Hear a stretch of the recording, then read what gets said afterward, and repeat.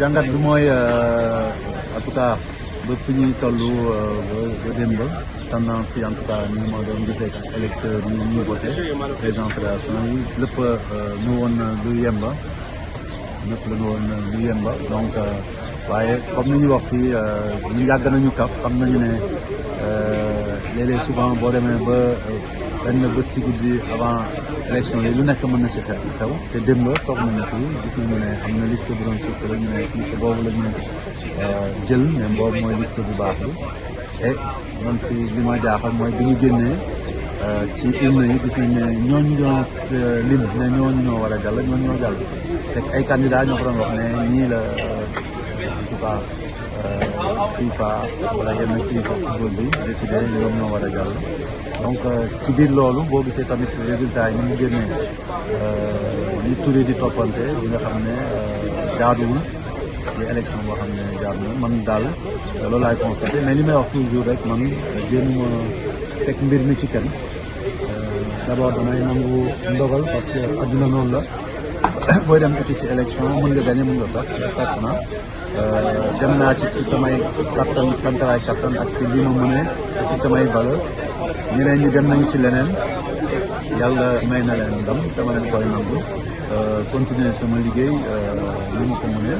mais di wax rek ne bu ñu jéem a teg benn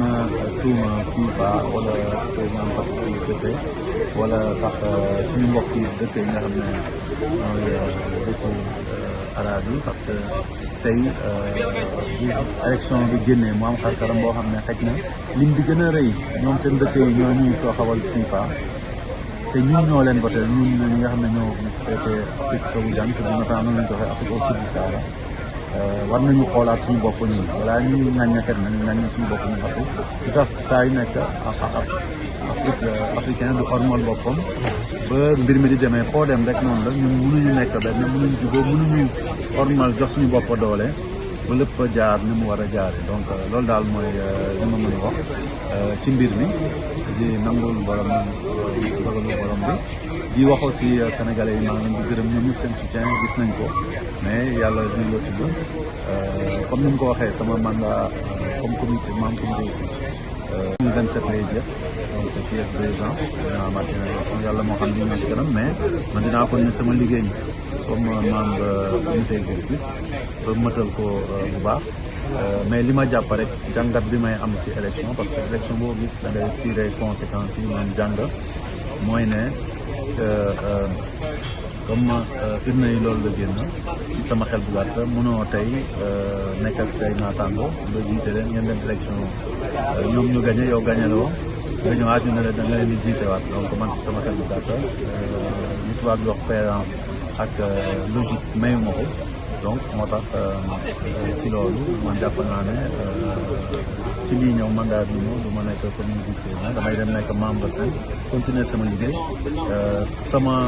li nga xam ne mooy sama xarañte ci liggéey xam naa ko te nangu naa ko continuer tegal football africain parce que loolu moo am li ñu ñor moom mooy football bi ak Afrique ci boppam ak suñu réew Sénégal parce que moom moo ci taxawal mandat bi Sénégal moo ko moom te fi lekk mu ngi fi dinaa ko ñu koy ñu gën a baaxee ndax Afrique Sénégal mu ngi continuer di sigi Afrique bi mu ngi sigi football tam mu ngi sigi parce que loolu la ñu am donc loolu daal mooy jàngat daal bu njëkk bi ma ciy génne li ci des après dinañ ko xool te ci dëgg sax yónnee na benn message président Papis gërëm ko remercier ko mais ko nag warul mun compter ci man ci poste premier vice-président parce que am na si sama xalaat bi gàtt ñu ko gën a yelloo ñi nga xam ne ñoom la ñu fal. Écoutez, moi je pense que je ne vais pas rentrer aussi dans ce terrain. Je pense qu'aujourd'hui, au même titre que j'ai remercié les Sénégalais, je remercie les autorités sénégalaises parce que au moment de déposer ma candidature, quand on est parlé à l'autorité, le ministre et donc il m'a donné son bénédiction, son onction pour que je puisse y aller. Avant de venir ici aussi, elle m'a appelé pour savoir ce que je pouvais faire. Et on a échangé sur ça. Il y a des communes de voir avec les autorités ce qui pouvait être fait. Mais comme j'ai dit, aujourd'hui, de par mon cursus, de par mon background, c'est vrai, on est dans un domaine qui est pratiquement diplomatique. un appui plus conséquent de l'État aurait pu servir, je pense. Hein. Mais quelque part aussi, je pense que cela n'a pas été déterminant. On se connaît tous, on sait ce qu'on représente les uns les autres. C'est des choix qui ont été faits dans des conditions particulières. Je sais aussi qu'au niveau du pays, il faut le reconnaître, il y a tellement d'urgence d'humeur que moi-même, je n'ai pas voulu vraiment déranger outre mesure les autorités. Et c'est aussi simple que ça. Oui, mais ça, je pense que pour accueillir son chien, la crise de rage, hein, moi j'ai fait campagne comme tout le monde. Dans la période critique, je n'ai pas voulu faire comme tout le monde, appeler les gens, parce que je pense que je me demande si dans ces partis qui sont en conformité avec l'éthique, si on attend les élections à la veille pour organiser des activités, attirer les présidents de fédération, les représentants, des fois, je n'ai rien à dire pour ça. Moi-même, je suis allé en Mauritanie, parce que je savais que j'allais croiser d'autres collègues là-bas. Mais je pense que dans un monde idéal, ça ne devait pas se passer. J'ai utilisé les moyens qui me semblaient conformes à ma vision de ces élections-là. Et c'est quoi? C'est faire mon manifeste de candidature, parler de mon profil, parler de mon pays pour tout ce que je représente pour le football, m'adresser directement à l'ensemble des présidents de fédération par divers moyens. Tous mes collègues présidents ont reçu un document par WhatsApp, ils l'ont reçu par email de ma fédération, de fédération à fédération, ils l'ont reçu même par DHL. Et à chaque fois que j'ai eu l'occasion, que ce soit en Mauritanie, à Praia quand on était là-bas, mais ici aussi à la République, j'ai parlé à tout le monde. Après, c'est des choix qui sont faits. Je ne pense pas qu'aujourd'hui on puisse défendre ces mouvements que je n'ai pas fait. Maintenant, c'est qu'on doit féliciter ceux qui ont réussi pour lui, on leur souhaite bonne chance.